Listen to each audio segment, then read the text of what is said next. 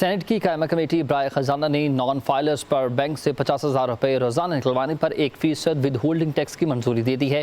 تاجر برادری نے ریلیف کا خیر مقدم کیا مگر اسے ناانصافی قرار دیا۔ ان کا کہنا تھا کہ کاروبار میں اتنا فائدہ نہیں جتنا ٹیکس لگا دیا جاتا ہے۔ مزید تفصیلات فرحان علی کی رپورٹ میں۔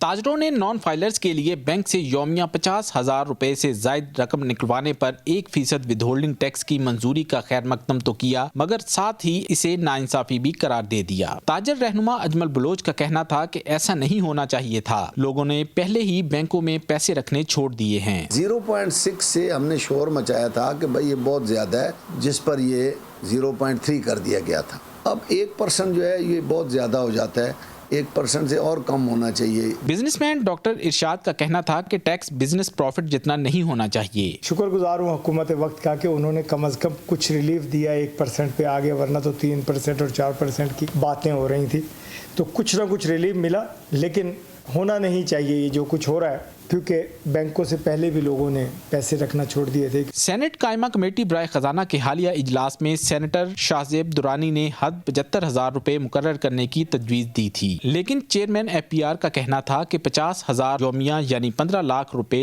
ماہانہ پر 1% ود ہولڈنگ ٹیکس کی حد مناسب ہے۔ تاجر برادری نے ملے جلے رد عمل کا اظہار کرتے ہوئے کہا کہ حکومت کو بینک سے رقم نکلواتے ہوئے ود ہولڈنگ ٹیکس کی شرح میں مزید کمی کرنا ہوگی تاکہ مہنگائی کی چکی میں پسی عوام کو مزید ریلیف مل سکے۔